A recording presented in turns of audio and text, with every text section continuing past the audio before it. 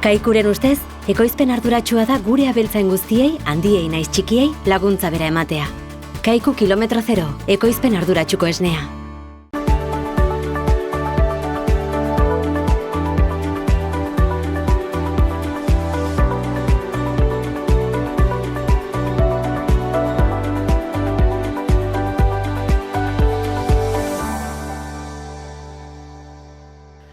Kaixo eta ongi etorriak Ur eta Lur saio honetara. Gaurkoan lehenbiziko atalean albaitaritzaren atala izanen dugu eta gurean albaitaritzako genetika arduraduna den Jose Etxezurieta izanen dugu. Ondotikan, Intiaren atalean Noelia Teietxea teknikariak kontatuko digu orain dela berriki Joan Senea etxean egin zuten ikastaroaren inguruan zer esandakoa, bertan izurreitei modu natural batean loren bidezta nola aurre egin kontatuko digu, eta azkenik saioari amaiera emateko sindikatuaren atalean Nafarroakoen sindikatuko idazkari nagusia den Patxiku Irisarrerekin egonen gara.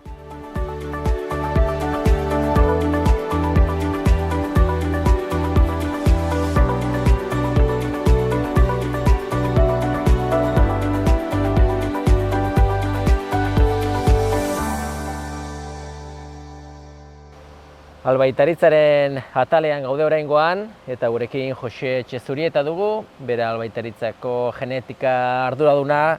Eta Jose, hementxe gaude, ondoan ikuilua ere, eguraldi bikainarekin, eta badakitez, orain dela berriki, Zaragozan izan duzen, feri garrantzitsu bat ez, urtero egiten dena, eta zuek ere albaitaritza-tikan montatu zenuten zuen estana edo bazenuten zuen egoitza txikian ere, ez? Ez dakit pixka bat balorazioa nola joan zen feria eta zer zen pixka batan azaldutakoa?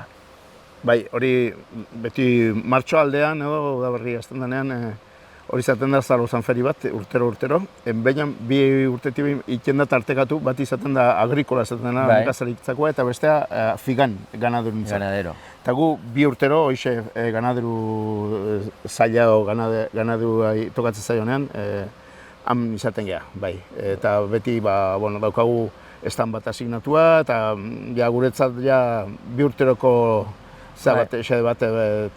zita bat izaten da, bai. Kasu horretan ez dakit, feria izaten delikan, beti ere, zer da bertan, batipat bilatzen da, abeltzainak hurbiltzea edo? Bai, ez da feria bat aberburu asko izaten da, baizik eta izaten da batez ere, pixkat erakusgarri, arraza diferenteak eta espezie diferenteak, eta izaten da batez ere teknologi feria bat. Eta osabilua gure inguruan beti Euskal Herritik eta Herrixatik, Aragoitik, baukate joera hori, beti urteko zita bat bezala da, eta han izaten geha, bai. Nion batez izaten da feria bat, nik izan gure teknologikoa.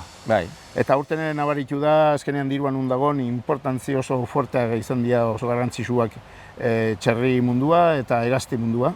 Eta beti, abeltzaina, beti behi inguruak eta behor eta ardila, beti beste maila batean. Baina, hor gaude, eta batez ere, oso teknologia askoko feria bat izaten da, bai elikadura, bai farmazia eta holako gauzak, bai.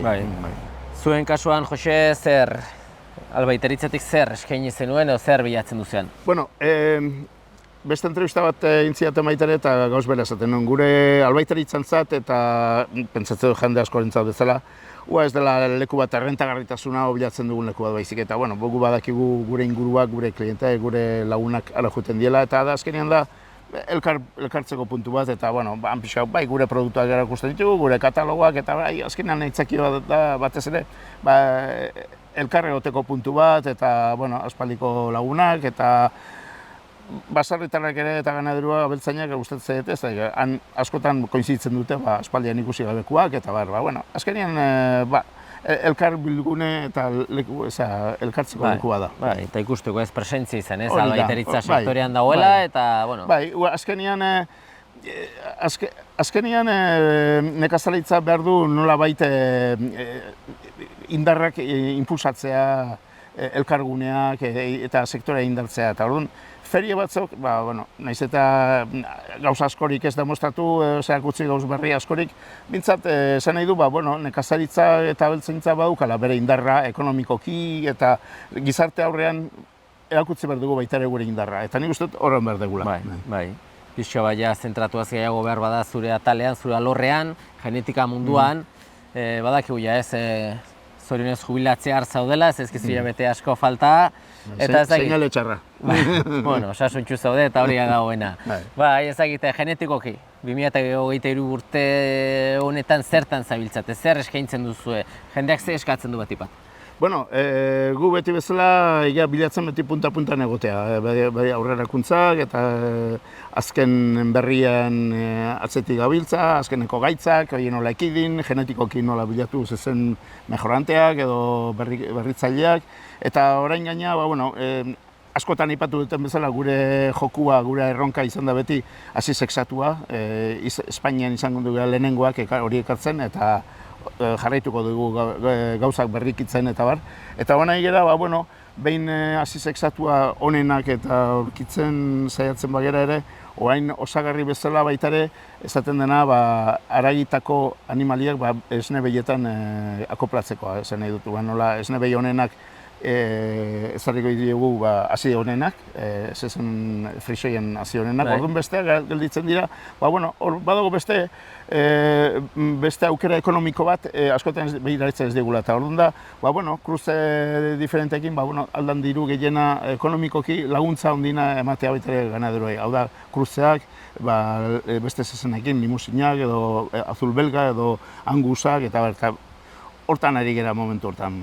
Borrokan. Badakigu ez sektorea ez dela erreza, gauzak ez daudela ongi, eta azken finean errentagarritasuna bilatu behar da. Genetika hori hobekuntza horiek baliatu, ikuioa errentagarria izateko eta diru sarrera posible diren aldetikan ez, askotan batzuk esatute, gero aretziak areagitarako saldu, eta etorkizunan nondik doan handik ibili ez? Hori da, hori da. Azkenean gure gizarte aldatzen ari da eta aldatzen den bezala guk ere egokiktu inbergera behar horietara. Eta hortan ari gera, hori da gure borroka, bai. Ez dakite abeltzainak zuekin kontaktuan jartzeko, ikuioetatik ibiltzen zarete asko bisitak egiten, zuen komertzialak taola, edo gaur egunen ere interneten aukera dute web horrean sartu eta ikusi zer dagoen, nola izaten da? Bai, sare sozialak eta interneta eta hori baduka gero eta indar gehiago daukate, baina beti pertsonal harreman hori baduka beste hartu eman bat eta beste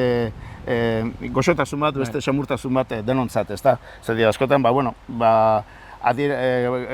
abeltzain bakoitza edo basaretar bakoitza edo ganaderu bakoitza bauzka bere ezaugarriak, bere arazoak eta askotan ezin ditu partekatu beste batzukin.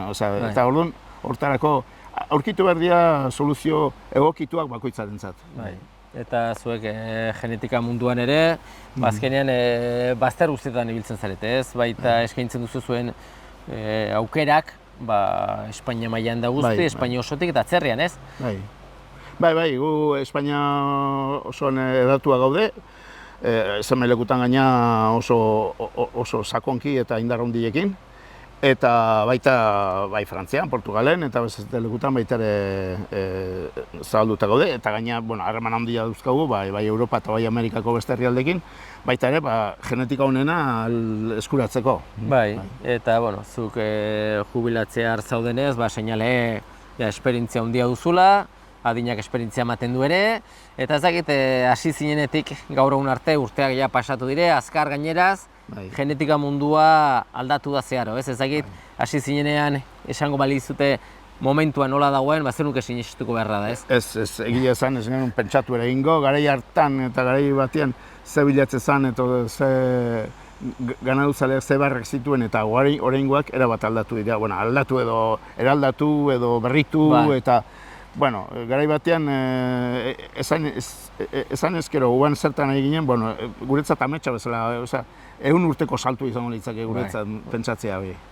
Baina, azkenean danak eramaten du gauza batek bestea eramaten du, eta gauza dagoena horrela dago, eta egia dena da, sektoreak aurrera jarraitu behar dula ez, azkenean behar ditugu ez, lehen sektorean duden nekazia eta beltzen guzti hauek beharrezkoa ditugu, eta nola baitere lagundu hartzea edan ere ez? Bai, zorionez edo zoritxarrez, gizartea hola joa, eta bakizu, gizartea, bai informazioa, bai teknologia alde batetik ikaragarrizko velozidadean joa, eta zorionez, nekazaritza, abeltzaintza alda baita ere, eta aida egokitzen hortara, baina ez da erresa egokitzea eta hausnartzea eta horiek denak ondo bururatzea eta ondo mamitzea. Hori da. Bai. Ongi, Jose, gure partetik zuri zoriondu nola ez, jubilazioa ospatzeko moduko albistea da, jubilazio osasunarekin bizitzea gauza polita da, aurretik lan asko induzu, asko mugitu zara, ikuilu asko eta bazter guztietako ikuietatik eta herrialde ezberdinetan ibili zara, azkenean mereziteko jubilazioa, gure partetik eskarrek eman beti izan duzun borondate ona gure harrera egiteko, gure gauzak azaltzeko, eta disfrutatzea besterik zaizu falta, eskerrik asko. Eskerrik asko zuri, niretzat albaitaritza bita familia bezala izan da, hor personala bezala eta asko azitu naiz eta pentsatzen persona hobio izan naizela eta zuekin ere etxean bezala sentitu naiz. Eskerrak zuri ere, xaloari. Gauza bera, ondo izan da beste bat arte ongi izan? Beste bat arte bai, agur. Kaikuren ustez, behiak gure larreetako belarrez elikatzea da ekoizpen arduratsua, eta horrela gure ingurua ezagutzen dugun moduan zaintzea. Esnea egunero jasotzea freskotasunari eusteko, eta abeltzain guztiei laguntza bera ematea.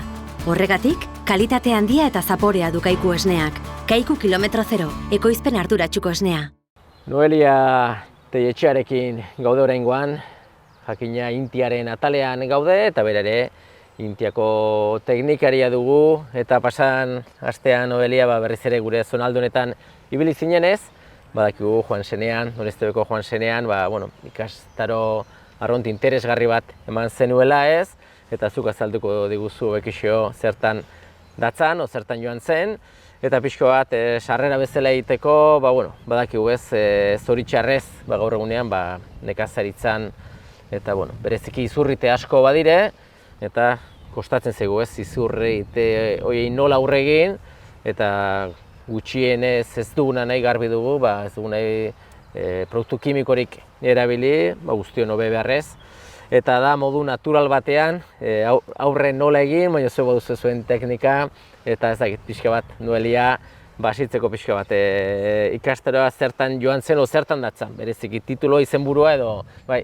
Bale, tituloa da infrastruktura ekologikoa, baina bada pixka rinbonbanteola, baina azken finean da lore bandak eta esiak nola erabili biodibertsitatea handitzeko zelaietan, baratzetan, frutarboletan orokorrean, ez?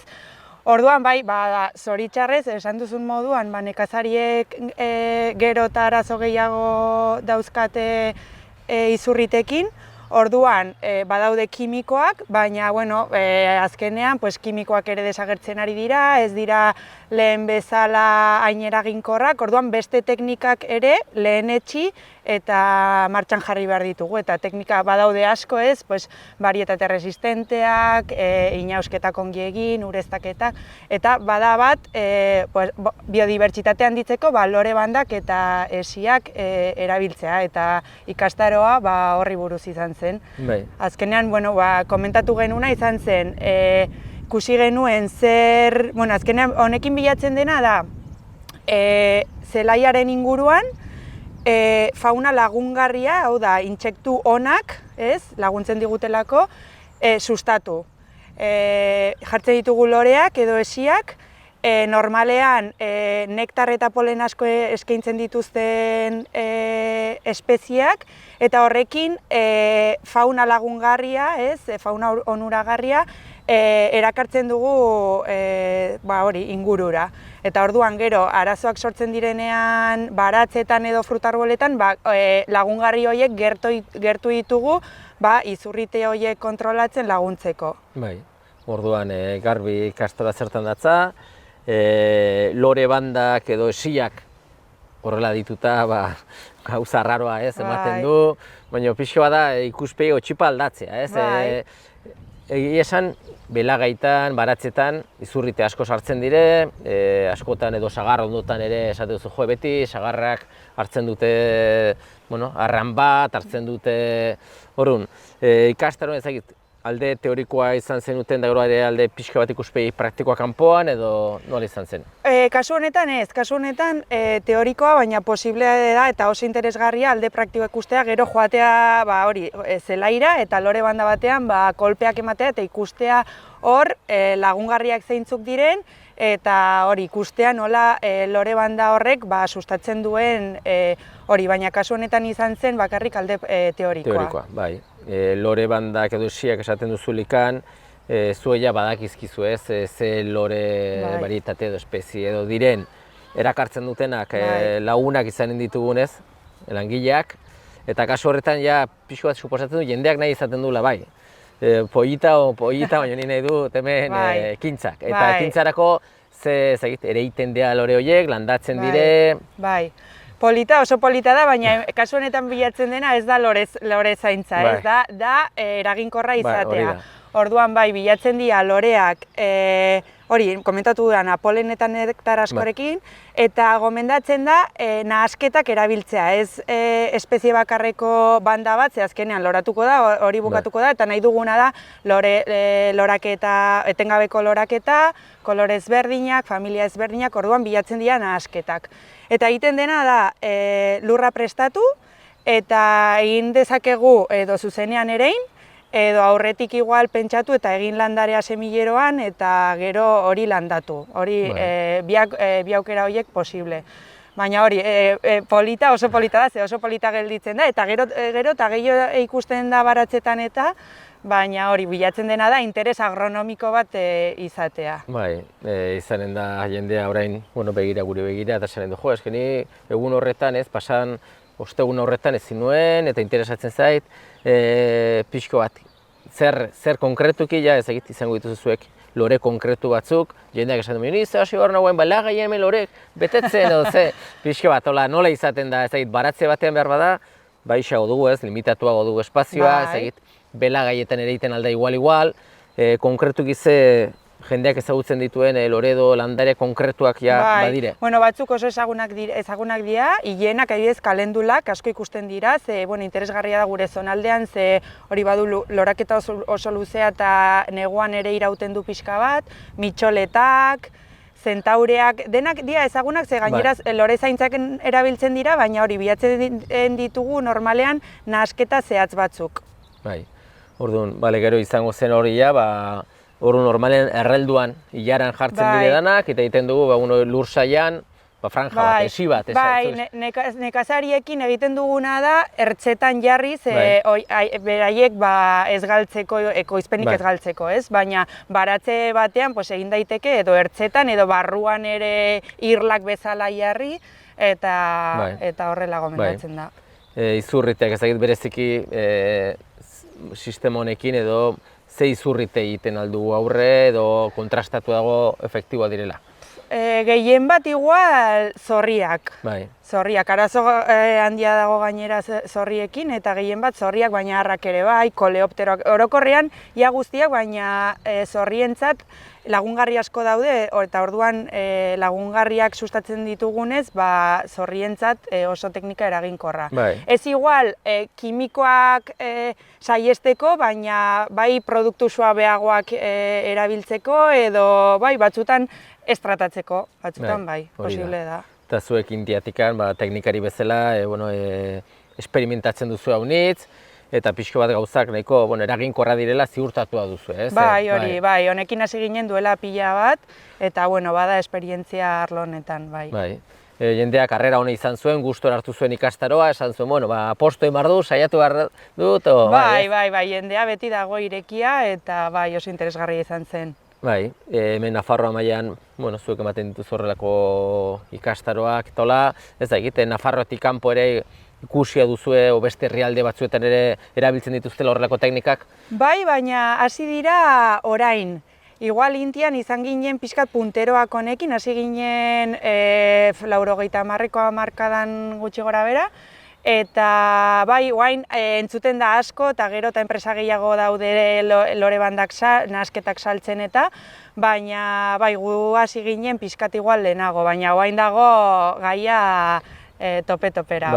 Eta, esan duguna lehen edo zein nekazer edo abeltzainak interesa izan ezkero deitza aldu ere, ez, Bai, telefonoz ere, arazorik dozein gabe. duda baldin Bai, badute. eta badaude artikulu batzuk ere interneten, bai, dena dago hor eskuragai. Bai. Ikastaro horrekin, bukatzutzat eman zen pixka batez, ikastaroa, edo etorkizunean beste leku batzuetan egin behar duzen Nafarroan, o... Bai, suposatzen dut, igual, interesgarria izan zen, orduan igual beste zonalde batzuetan, edo lehen komentatu duzun bezala, igual alde praktiko hori, igual lore banda jarri joan zenean eta gero alde praktiko hori ikusi, ze oso interesgarria da, orduan posible da, igual, beste formakuntza batzuk sortzea. Ongi, Noelia, eskerrik asko ez, azkenean eskertzen da, zu bezalako intiatik teknikari asko gotea, azkenean lana egiten duzue, esperimentatzen duzue, eta egiten duzuen guztia, guztion hobe beharrez da, ongi etorriak ikasten duzuen guzti hori dana, eta beste bat arte, eskerrik asko. Oso ongi, eskerrik asko zuei.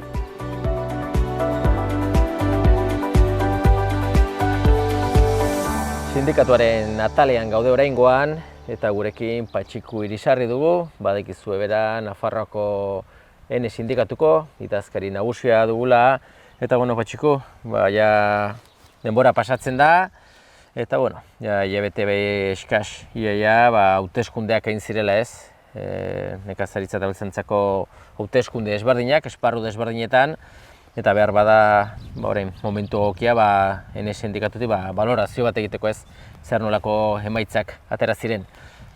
Bueno, zuk aipatu bezala, martxoaren 30an izan ziren hor 6 ataletan hauteskunde sindikalak, erran dezagun.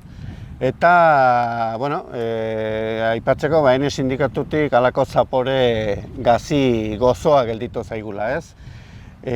Aipatu behar da, lehenik, Alkatxofa de Navarra eta Pimiento Pikillo hor orain arte ez gara aurkeztu eta hortan ez gara aurkeztu. Gero, Erronkariko jatorri izendapenean hor UAGN sindikatua etzen aurkeztu eta beraz Eneren zerrendak lortu zuen horko lehendakaritza.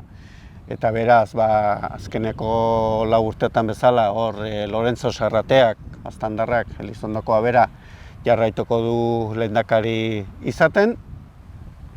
Gero, Cordero de Navarran hor UAGNek 3 bokal lortu zituen, guk bokal bat, eta gero Nafarroako Bildotx eta Aretxe Kooperatiba beste bokal bat, eta hor empate 3 eta 3ko empate bat zegoen, eta orduan hor, UAGNek eraman zuen horko lehendakaritza ez.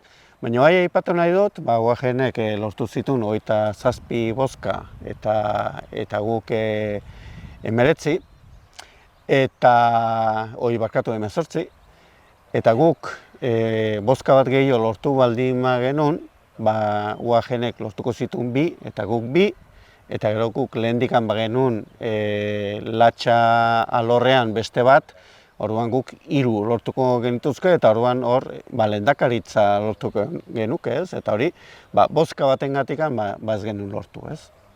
Eta antzeko gauz bat ere gertatu zen Nafarroko Aretxean, hor lortu genituen 89 bozka, eta UAGNek 50. Baina hor zegoen bozka bat, nulua eman zutena, guk hori errekurritu egin genuen, zeren bozka hori zen sobre batean 2 bozka Enerenak zirenak. Eta printzipioz banaketa izan zen 3 bokal N eta UAGNek 2, baina guk bozka hori errekurritu egin genuen, juntak baliozkoa eman zuen, orduan guk 100 bozka lortu genituen, eta beraz, bozka horrekin guk 4 ordezkari lortu genituen eta UAGNek 1, ez? Eta gero, hor aipatu behar da, Fermin Irigaray suertatu dela lehendakaria, ez? Beraz, ikusten da hor, bozka batek, batzutan nola den kapritxosoa, bozka batek eramaten aldula alde batera edo bestera egoera, ez? Eta gero azkenik, ekologikoan, ZEPAENen hor orain arte lehendakaritza genuen, azkeneko 8 urtetan, eta hor buelta eman du, eta hor guk 2 ordezkari lortu ditugu, eta UAGNek 3, eta orduan UAGNren esku gelditu da. Horrengatik aipatzen nuen, gazi gozoa, Zeren, bueno, guretzako sektore ekologikoa arras importantea da, hor lan handia egin dugu. Behar bada jendeak ez du ulertu egin den lana, edo ez dakigu oraindik hori aztertzen ari gara, baina bai, hor buelta eman dela eta orain UAGnek duela lehendakaritza. Hala ere, hor gaude eta prest segitzeko lanean azkeneko 8 urtetan eramandako ildoarekin. Hori da, azkenean hauteskundeak emaitza batzuk dire, baina zuek emaitza hobeak edo okerragoak lortu atal desberdinetan, zuek zuen hildotik jarraituko zuen lanean, eta egunero ez borrokan nekazari eta abeltzainen alde, eta beraiek ere beraien lan ongi egin ez azkenean, bai puntualki gertatzen diren, egiten diren bozkak eta batzu badire, badute zer esana gero ere erabaki hartzeko orduan, baina lana jarraitzen dut, eguneroko martxa ere hor diardu ez. Halaxe da. Azkenean, hauteskundeetan zure indarra neurtzen duzu ez, sektoreka baldin bada ere, eta importantea da. Batez ere hor markatzen direlakoz hildo batzuk ez, eta bakotxa baditu bere nabardurak, eta gero hori egunerokoan aplikatzen diren politikan ikusten da bai. Bai, hauteskundeen gai alde batera utziaz, beti ere badakigu ez, zer nolako guraldiak ari dituen egiten, guk oraindik berde kolorea badugu gure zonaldean, baina idortearekin heldu dena dirudi ikaratzeko modukoa dela edo behintzat horrela diote. Ez dakitzuek ene sindikatuaren barruan, Nafarro mailan badakigu oso desberdina dela Nafarroa, eta ez dakit, Iruñaldean otzen zaretenak batipat, behikera behitzen duzu Erribera aldera, behitzen duzu Iparraldera, Ezker Eskubi, ze balorazio egiten alduzu ez dakit, lehortearen inguruan edo ze bildur da edo... Momentu honetan bildurra ikaragarria. Zuk erran bezala, zonalde honetan euri egin du, dena berde dago, baina joan den urtean ere, hilabete honetan, ez genuen arazorik, baina joan den urtean maiatzen 30 egunetik, 15an 30 gradotik goiti egin zituen, dena erabat lehortu zuen, ekainak ere horrela jarraitu zen, eta uztailean ja etzegoen bazkarik mendian, ez? Momentu honetan hemen, ematen du, ongi gaudela, ez? Utzi dezagun horrela, ongi. Iruñan eta inguru horretan, Kuenka deitzen zaion horretan, momentu honetan ere ez dago arazo larririk, baina bai, aipatzen dute horrengo 20 egunetan ez badu euririk egiten, uztak halako estres hidrikoa edo sumatuko duela, ez? Eta gero, Erriberan ja tuteratik beiti, sekanoan dauden zereal batzuk ja galdutzat ematen ari dira, zeren ja ez dute indarrik granua egiteko, eta granua ezpada egiten gero ez du balio ez da biltzea ere, ez? Orduan hor ja arazo potentea. Eta gero, ureztatzen diren lurretan, hemen Nafarroan baitu bi sistema handi, bat jesakoa eta beste itoiz. Jesakoak ja aurreikusten dira udan murrizketak izanen direla. Momentu honetan jesa 60% kapazitatean dago, egon barzuen 80 goiti, murrizketarik ez izateko. Eta murrizketak espero dira. Gainera, Pirineoan azkeneko 20 urtetan dagoen elur kopururik txikiena dago, eta horrek ere badu eragina. Eta gero itoizen pixko da tobekixo, azkeneko eguneko euri horiek ere Pirineoan egindulako zeuria, eta pixkat igo da, baina itoizan ere, aipatu behar dugu, itoizko sistemak 52.000 hektarea ureztatzeko kapazitatea badu, teorian, momentu honetan 30.000 daude martxan, eta horiek ureztatzeko seguraski ura izanen da, baina itoiz, aurten, hutsa ikusiko dugu. Horrek ere refleksio batera eramaten digu, ez? Horrelako enbaltzeak eta egin ziren, gure etorkizuna eta nolabait bermatzeko, nekazarien etorkizuna bermatzeko, baina aldaketa klimatiko honek hankaz gora jartzen aldu historio guzti hau, ez? Eta orduan hor, bai ikusten dugu toki batzutan oraindikan ureztatze sistema lehengoak dire, tajaderak irekitzen dituzte eta amanta edo uraz estaltzen dute lurrak eta horrela ari dire oraindikan, gure ustez hor egin beharko zen orain indarra horiek modernizatzen. Bestela, gaur goizian koajeko batek erratzen bezala, guk landare berderik edo brote berderik ez dugu ikusiko eta bai aldiz zenbaki gorriak. Bai, hori da azkenean pixkota hausnarketa bat egiteko modua eta bestetik ere horrek zer ekarriko duen prezioan bildurra, azkenean zituak, zerealak, bertan Nafarroan adibidez, regade hori gabe diren horiek ateratzen ez badire, ekoizpen txikiago horrek prezio gorakada eta prezio gorakada nekazari edo abeltzainak erosten duen antzat eta baita ere bukerako produktu horretan konsumitzaileentzat, ez? Bai, bi atal daude horiek, alde batetik prezio igoera hori ja aurreikusten da, joan den urtean ikaragarria izan zen eta aurten ere hori ikusten da. Eta gero, kontsumitzaile bezala jasotzen ditugun produktuetan eta IPC-a ehuneko 15ean da. IPC orokorra ehuneko 4ean, mino janarien IPC-a ehuneko 15ean, ez? Hor ere, ez dakit nik, igoera hori, biztan da, nekazariak hori ez dugula ikusi gure produktua saltzerakoan.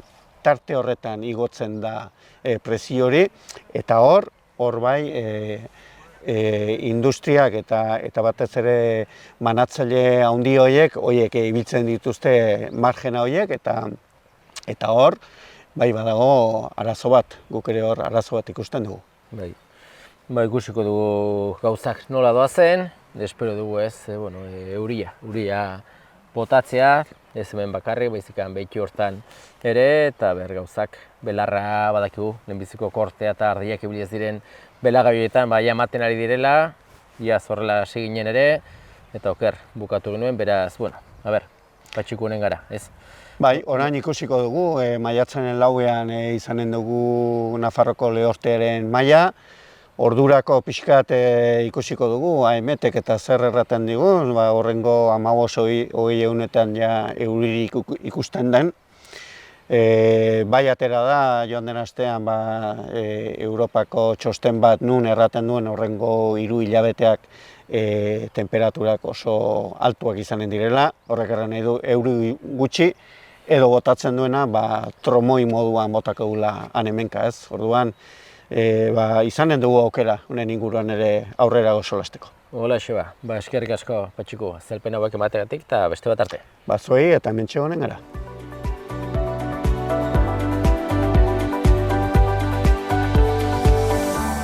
Besterik gabe, agur esateko ordua iritsi zaigu eta eskerrak emanez zuen arretagatik agurtzen gara. Ongi segi.